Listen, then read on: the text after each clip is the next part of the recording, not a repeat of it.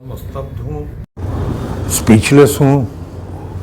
ऐसा हादसा तो शायद सालों के बाद या दुनिया के सबसे बड़े हादसों में से एक हादसा, वो भी ऐसा दुर्भाग्य कि हमारे ही देश में होना था और हमारे देश, हमारे समाज के लोग, हमारे परिवार के लोग उसमें मारे गए हैं।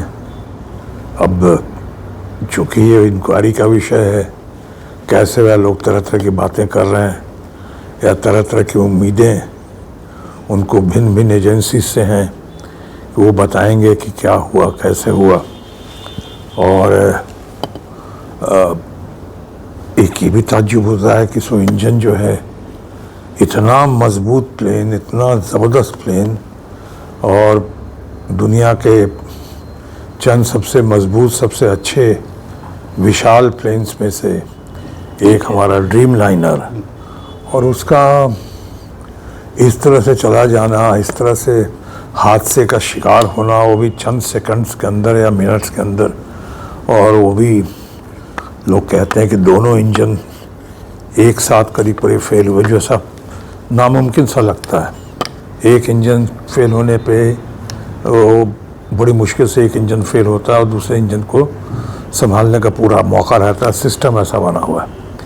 और हमारे सारे जानकार मित्र कह रहे हैं, मैं अपने छोटे भाई समान दोस्त राजीव प्रताप रूडी जी को सुन रहा था, जो बहुत अच्छे पायलट भी हैं, पार्लियामेंटेरियन हैं, और वो बता रहे थे कि ऐसा बहुत rarest of the rare cases में से एक केस हुआ है ये अपना बोइंग का, इस तरह से ड्रीम लाइनर का इस हादसे का शिकार होना। और हमारे समाज के लोग थे बैठे हुए से, हमारे परिवार के लोग बैठे हुए थे। एक क्षण में क्या हो गया, कैसे, ये सब सवाल का कोई जवाब ही नहीं मिल रहा है मुझको। अब लोग कह रहे हैं, मैं ही प्रार्थना करता हूँ कि हमारे उन शोक संतप्त परिवारों के प्रति अपनी प्रार्थना अर्पित करता हूँ। जो घायल हैं उनके लिए यही दुआ है कि वो जल्द से जल्द ठीक हो, स्पीडी रिकवरी हो, और इस मामले जल्द समाधान हो कि क्या हुआ, कैसे हुआ। कहीं किसी किस्म की कोई, कहने में ही अजीब सा लगता है, डर लगता है कि कहीं ये इंजन फेलियर का मामला है कि कोई किसी किस्म की नाकामी का मामला है। अब साजिश तो कहते हुए बहुत डर लगता है मुझको, लेकिन आशंकाएं हैं, तरह तरह की बातें हो रही हैं। अब वही मैं चाहूँगा कि इसका जल्द समाधान हो, क्योंकि पूरे विश्व को हिला दिया है ये मामला। सिर्फ पुतिन साहब के और ट्रंप साहब के शोक संदेश का ही नहीं है, यहीं तक सीमित नहीं है, बल्कि तमाम दुनिया के लोग इतने शोक में हैं, इतनी घबराहट में हैं, इतनी चिंता में हैं कि अब इतना बढ़िया टेक्निकली एडवांस्ड ड्रीम लाइनर के साथ ऐसा हो जाए।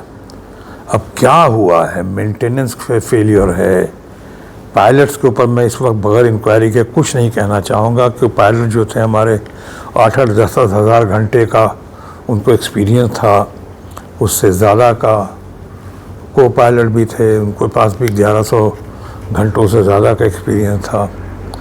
और ऐसे भी बड़ा आसान है कहना पायलट के ऊपर दोष लगा देना। क्यों भाई, पायलट तो कभी, जो आदमी चला गया वो तो कभी कुछ कह नहीं पाता है, वो उसका जवाब दे नहीं पाता है।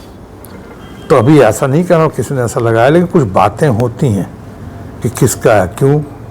अभी इसके जैसे मैंने कहा, मेंटेनेंस फेलियर का मामला है कि इंजन फेलियर का मामला है, उससे ज़्यादा इम्पोर्टेंट क्यों हुआ, कैसे हुआ, चंद सेकंड्स के अंदर हुआ, चंद मिनट के अंदर हुआ, ये कैसे हुआ। ये सब बहुत सारी बातें हैं, वो मैं चाहूँगा उन बातों का जल्द से जल्द समाधान हो, सामने आए।